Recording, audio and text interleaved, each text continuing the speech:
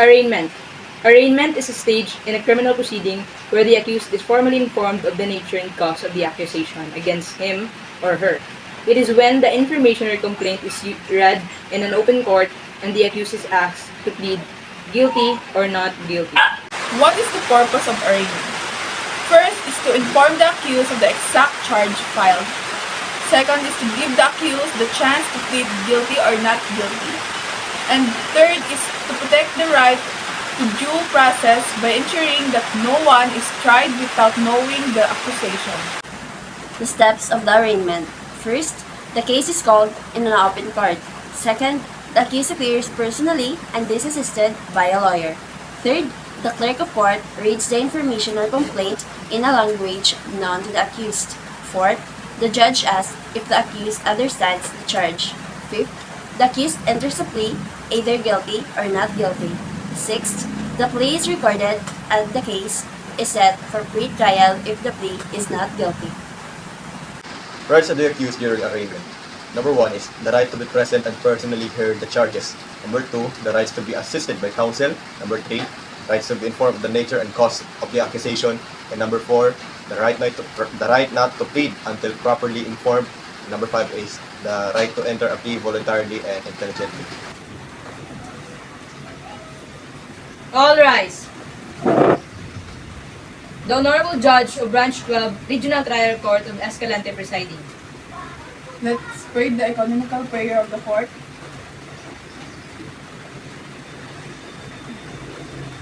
Please be seated. Clerk of the court, call the case.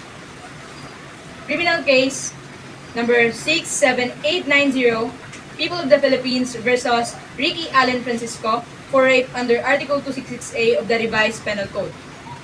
Appearances, please. Good morning, Your Honor.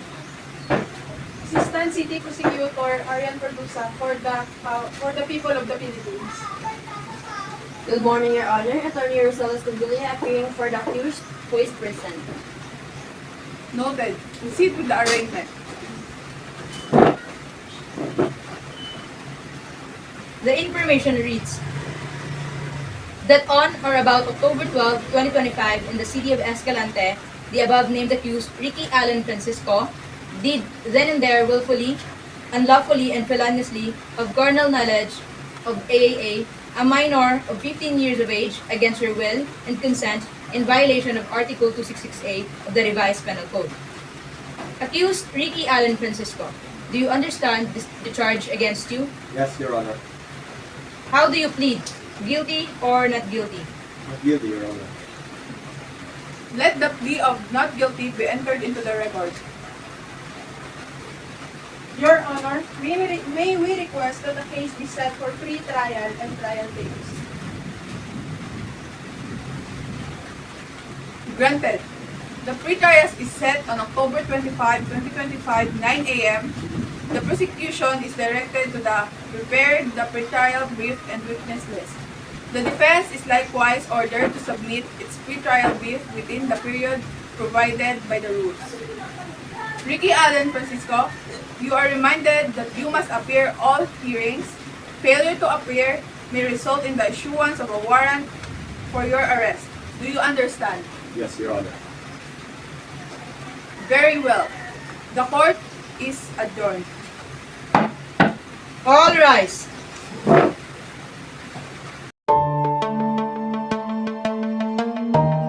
What is pre-trial?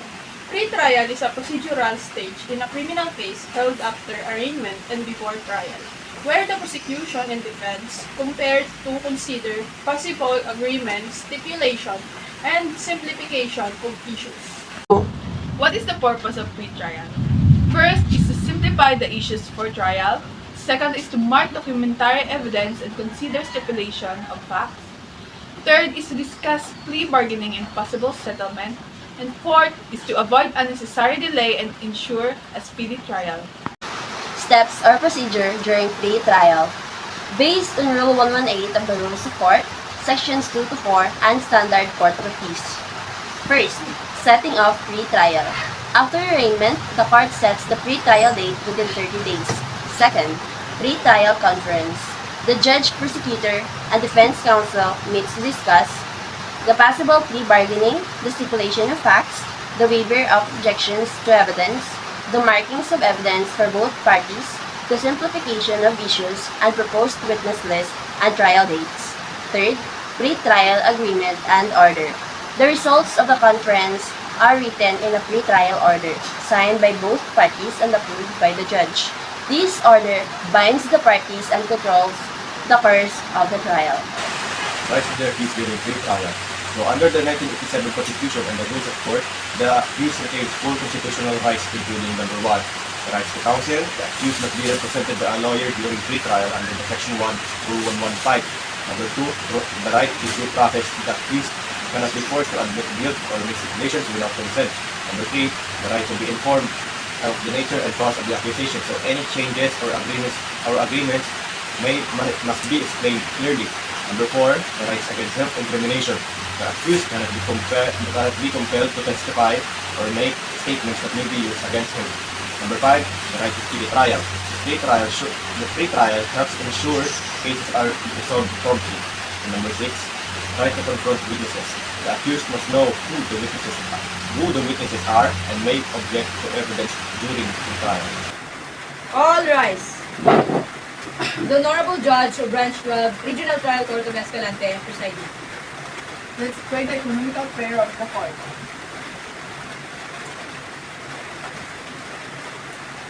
Please be seated. Call the next case.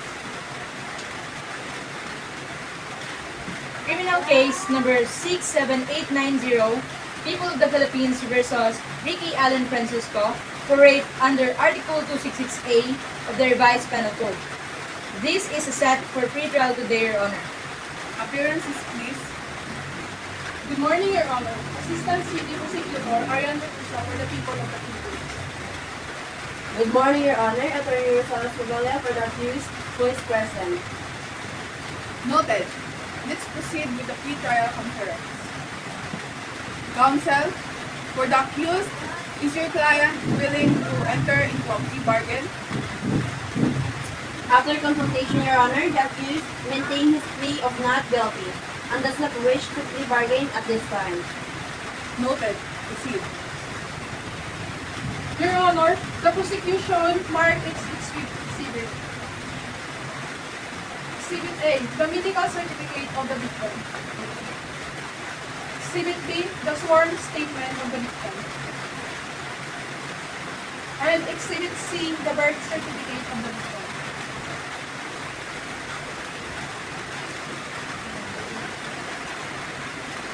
Exhibit admitted. Defense.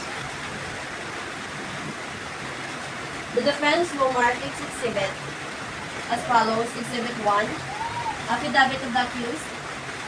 Exhibit 2, barangay certification showing the accused residence on the date of the incident.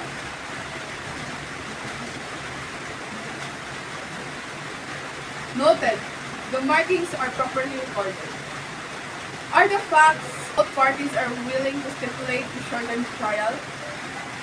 Your Honor, we stipulate that the accused and the victim are resident of the same barangay. We agree, Your Honor. Stipulation noted. Now, what are the remaining issues for trial? Your Honor, the main issue, Your Honor, is whether the accused committed the act of rape as alleged of the information. Yes, Your Honor. And whether the sexual acts was consensual or not. Very well. The issues are duly noted. The case is set for continuous trial on November 17, 2025. Both parties are directed to submit their pre-trial brief and witnesses list to the clerk of the court. Mr. Francisco, you are reminded to attend all trial dates. Failure to appear may result in the issuance of the warrant of arrest. Do you understand? Yes, Your Honor. Good. The pre-trial order shall be issued summarizing today's proceeding. This pre-trial is hereby terminated. All rise.